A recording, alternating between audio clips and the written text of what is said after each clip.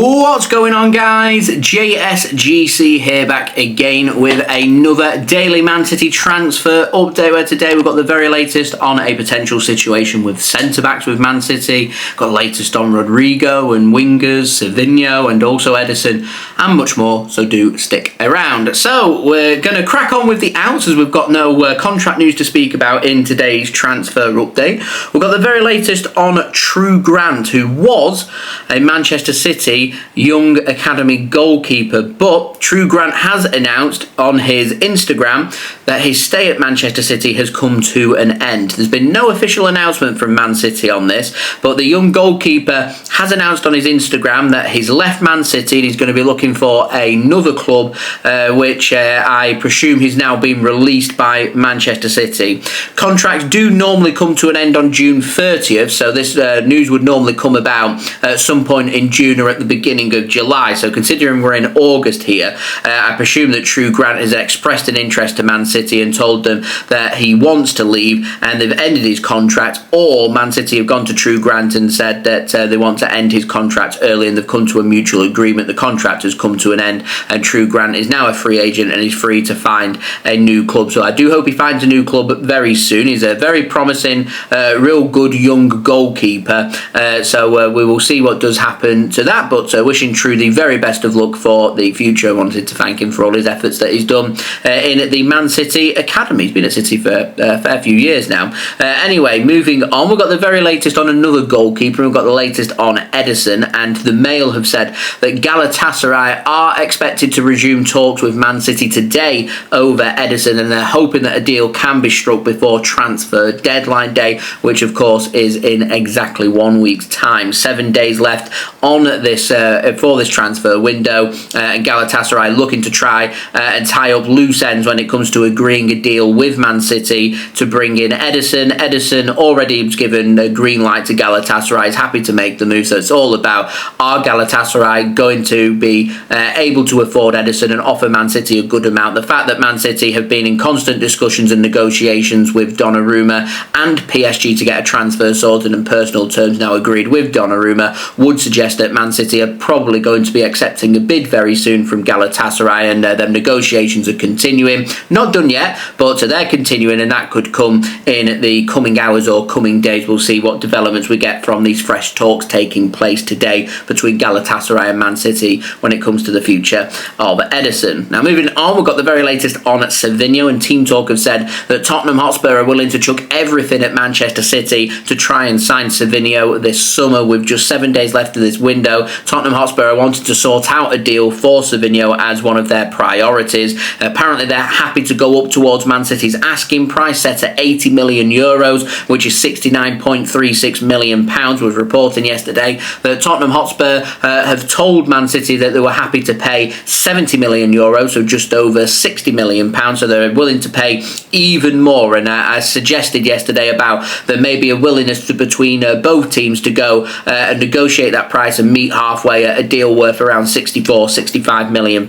It may even take Tottenham to get towards £70 million to make this transfer happen. I think the biggest hurdle that you've got when it comes to this transfer is Manchester City themselves. They don't want to sell Savinho. They rate him, they regard him as a high-class player, and for this transfer to happen, City don't want to lose him. Savinho is going to have to tell City that he wants to leave. Is he going to do that? That's the big question. Man City don't really have that many alternatives lined up. Only player we've really been getting linked with is Rodrygo, and right now it's looking potentially like he could be staying at Real Madrid. We do have an update on Rodrygo in just one moment, and that's described by Fabrizio Romano as being a very complicated situation. So yeah, Man City do need to also find an alternative. With things being left this late in the window, this is what happens when it comes to complicated deals, big transfers like that involving Savinho from Man City to Tottenham Hotspur potentially. Now Savinho did also post last night on his Instagram story of him playing pool in his house in an empty looking room, and there was just one thing in the background, and that was a large suitcase. And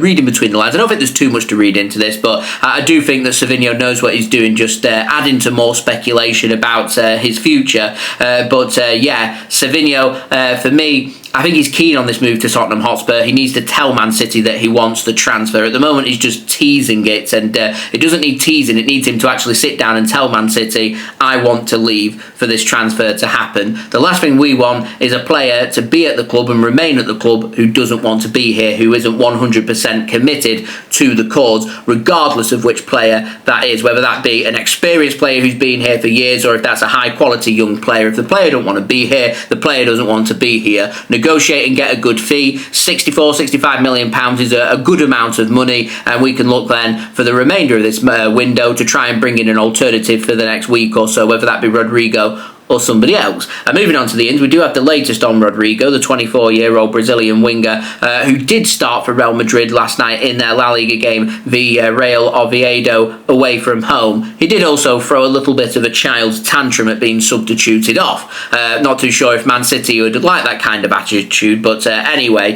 this does suggest with him starting for Real Madrid at last that a move isn't close for Rodrygo leaving Madrid, whether that be to City or Liverpool or Arsenal, which are the clubs that have been linked the most with Rodrygo in this window. It does suggest potentially that Rodrygo is going to stay at Real Madrid, which Fabrizio Romano has confirmed that Rodrygo is happy to stay at Madrid. He's happy there. He doesn't want to leave. He isn't going to force the transfer. He'll only leave if Real Madrid tell him that they want him to leave and they're going to sell him, to which case he'd be happy to go. But for Real Madrid to sell him, Fabrizio Romano has said it is going to take an offer between 80 and 100 million euros. Was reporting yesterday that Real Madrid may be happy to accept 80 million euros, so £69.36 million, which is roughly around the same price that City are going to get for Savinho, but they may also want to increase on that transfer demand, and if that is the case, then you're looking here at potentially closer to €100 million, which is £86.7 million, which again is a whopping transfer to get sorted right at the end of the transfer window. Not impossible, but a very difficult transfer to get sorted for the numbers that we're looking at. And because we're talking here about a high-profile signing, one of the biggest transfers of the window, not only is it an expensive fee, which City can afford, obviously with a Savinho sale helps with paying the majority of a Rodrygo fee, it's also about the wage. £300,000 plus a week is his wage demands, which I think would have been maybe a little more doable if Man City had managed to move Jack Grealish on a permanent basis, who did grab 2 assists for Everton at the weekend and is doing very well with them at this moment in time. And yeah, they are paying £225,000 of his £300,000 a week wage, but there's no guarantees that Jack Grealish will secure a transfer away from City next summer. And if we'd had managed to secure a permanent transfer this summer, that would have freed up the wage, and a Savinho sale would have freed up the transfer fees to say, actually, we can make Rodrygo work from both a business point of view, from the transfer fee, and also from the wage structure as well, without disrupting that many things. Basically, it would be a combination of Savinho and Jack Grealish leaving permanently would be replaced by Rodrygo coming in. But at this moment in time, I have my doubts about this transfer happening. Things can change very quickly, so my stance on this could change. And as I said in my transfer show, my live stream today, if you want to go and check that out, where I spoke in good detail for an hour about the transfers that could get done by City between now and transfer deadline day, at this moment in time, everything seems to me be pointing towards, if I'm reading between the lines, Rodrygo staying at Real Madrid, which would suggest that Man City would be really, really reluctant to sell Savinho, because I don't think there's any other suitable alternatives out there. So my stance right now, I'd probably say, is I think that Savinho is going to stay at City. I don't think we're going to sign Rodrygo. I say there's a 10% chance that it's going to be Savinho leaving and Rodrygo's brought in, and I'd say I'm 90% right now sure that Savinho would stay at City and Rodrygo's going to stay at Real Madrid, and you're not going to see that movement. But as I said, transfer market, we're in crazy season. Stances can change very quickly, and we could get big exclusives even later on today. So we'll see what does happen. Now, finally, I want to speak about a real interesting article that's come out by both the Daily Star and the Sun, and it's an update on Marc Guehi, who Man City haven't really been linked with in this window, but apparently is being targeted by Man City should Man City secure a couple of sales in the next week or so. So Manuel Akanji, Man City are ready to accept a £15 million offer from Galatasaray for him to go there. Akanji's debating on his future, was left out of the Man City squad this weekend for a game against Spurs and could leave Man City. Nathan Ake has also been linked with the exit door with a move to Everton. That has since been played down, but if Ake secures a transfer away and Akanji secures a transfer away, I did speak about the potential of Man City not recalling their players from loan, including that of Vita Hayes and Juma Bar, etc., etc., and instead maybe wanted to bring in another homegrown centre-back. There aren't that many homegrown centre-backs out there, and the best player of the bunch and the player that is available on the market is that of Marc Guehi, who Crystal Palace apparently are asking for £35 million for their star centre-back, with Liverpool also very keen. Now, Liverpool have been stalling on this deal. I presume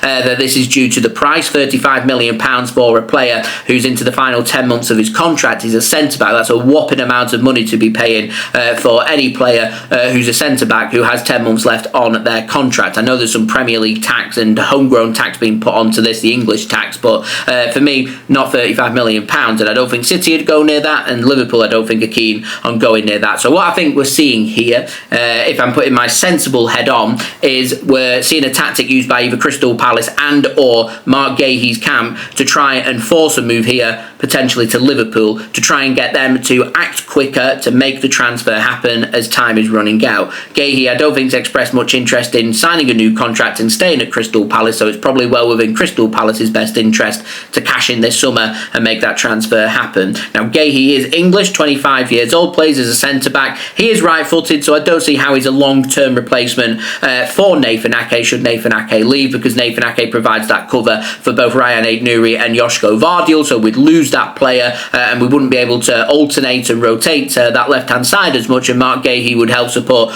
more on the right-hand side, where you've got the likes of Rico Lewis, Mateus Nunes, Ruben Diaz, John Stones, at this moment in time Manuel Akanji as well. So for me, we look more solidified with our right-footed defenders rather than our left-footed players, in particular if Nathan Ake leaves. So if it was to be a case, I'd prefer for a left-sided centre-back to be signed, but when it comes to homegrown players, there's just not that many choices, and to be honest, with how little time's left in this window, it'd probably make more sense for Man City just to say to Everton, we're not selling Nathan Ake, he stays. I do know, looking ahead over the next 12 months, we've got to find ways for Vita Hayes to return back from his loan from Girona. I'm well aware that he can be recalled at any time by Man City, but I don't right now expect that to happen. And Juma Bar on loan at OGC Nice over in France. We've got to find a way of integrating these two non-homegrown players into our first team squad, I presume, from next season as well. So there is going to be some question marks over Manuel Akanji, over Nathan Ake, who's got less than 2 years left on his City contract, and John Stones, who's got 1 year left on his contract. So there's still some big question marks when it comes to defenders at Manchester City, and it's also interesting that City are taking a lot of risk here to try and keep Nathan Ake and John Stones fit and get them back to their best, and also trying to get Ruben Diaz to find some form, and also finding a way for Kadir Husinov to be getting them regular minutes and regular starts for him to be given his proper opportunity and get a good run of games as well. So I'm hoping Pep Guardiola can find a way to make all that happen and find the right balance that Man City are looking at. And right now, when I'm speaking about this, 25th of August, Bank Holiday Monday here in England, I'd be surprised right now if Man City end up making any moves for any centre-backs in this summer transfer window. That includes us making a move for Marc Guehi from Crystal Palace. As I said, this has been reported by the Daily Star and the Sun, so we'll see what does happen. I think this is just a tactic to get Liverpool to act a bit quicker and stump up the cash and make this signing happen before Man City maybe look to steal a march. But I'd be surprised if both Manu Akanji and Nathan Ake leave in this window. I can see it being a case of one or the other, and right now I'd say it's looking more likely that it'd be Manu Akanji that leaves due to him being non-homegrown, and Man City can't register for both the Premier League and Champions League all their non-homegrown players that they've got available, so they need some clarity on that. They're going to look for some clarity on the future of Ilkay Gundogan. They need to sort out what's happening with Stefan Ortega. They also need to sort out what's happening with Calvin Phillips, and not to mention the Ederson and Savinho situation, and Donnarumma being brought in, and maybe a move for Rodrygo or somebody else. There's still a lot of business to be done in these next 7 days, so strap yourselves in, guys, because I'm going to keep you guys up to date every single day here on YouTube with all the latest City transfer news every single day. So if you haven't already, do subscribe. We're now less than 500 subs away from my aim of 47,000 subscribers, so any help towards that would be much appreciated. Hoping we can hit that by transfer deadline day, so that would be great. Also, don't forget social media links, they're in the description if you want to go and follow me on my X, Instagram and TikTok. Email also in the description too if you want to hit me up for any sponsorships for any videos or any general business inquiries. Don't forget to leave a thumbs up on today's transfer update. We're aiming for 400 likes, and do also get your thoughts in the comments below. And religiously, I'll see you tomorrow for the next daily City transfer update. So I've been JSGC. Thank you everyone for watching. Hope everyone is safe and well. Peace. Ciao for now.